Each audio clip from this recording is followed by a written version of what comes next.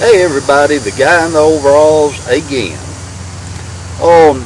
Got a little story I want to indicate to you.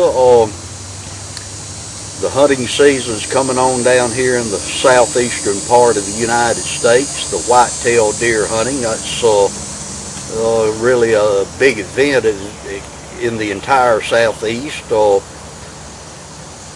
And just the other day, I had a friend of mine come by the house, had a couple of young boys with them. They're probably 10 or 12 years old, and they're becoming very interested in hunting, which that's wonderful and great in itself. Just a wonderful participating sport to be involved within.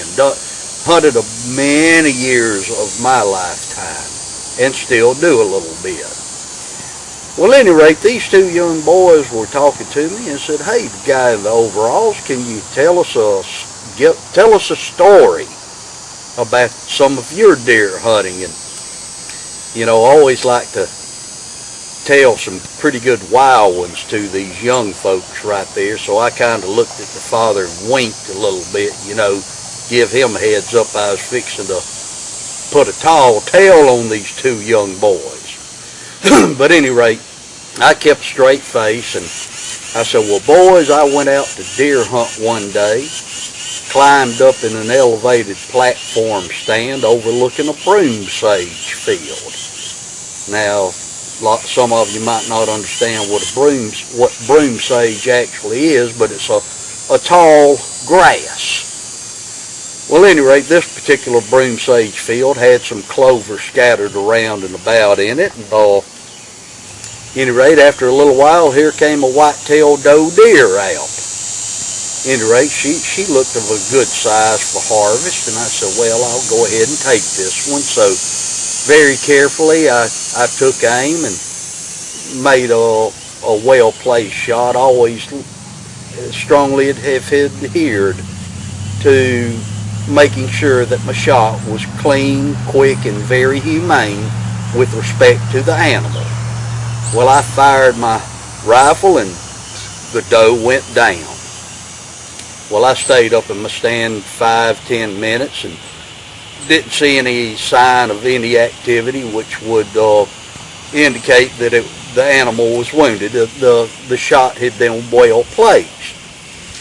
So I left my rifle there in the stand and I climbed down and got on the ground and proceeded to walk over to where the deer had fallen to the ground. Of course, the deer is covered by the grass. You can't see anything. The grass is about waist high.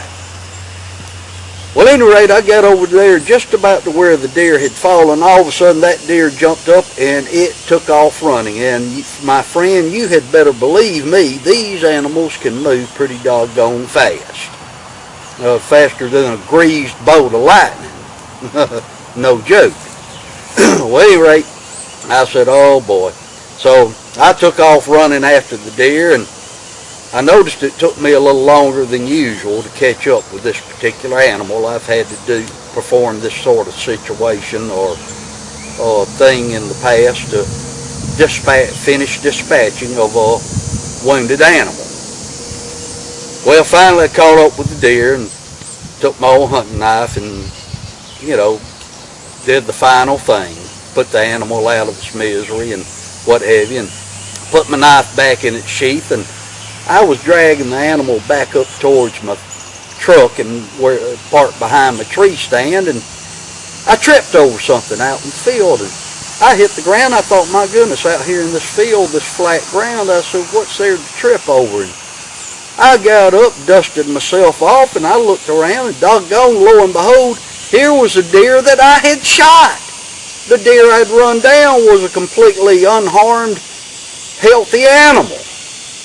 I said, doggone, no wonder it took me a little extra time to run this animal down. And those two boys, they kind of looked at me like, gave me that look that says, I'm not so sure I want to believe that or not. But you just have to understand the fun that was intended with it.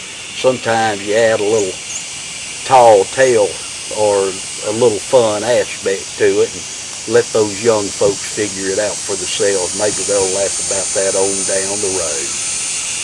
Well, okay, folks, look, Until, like always, the main thing, you just remember, you be what you is, because if you be what you ain't, then you ain't what you is. Be yourself, my friend. Thank you. You have a good day. See you later.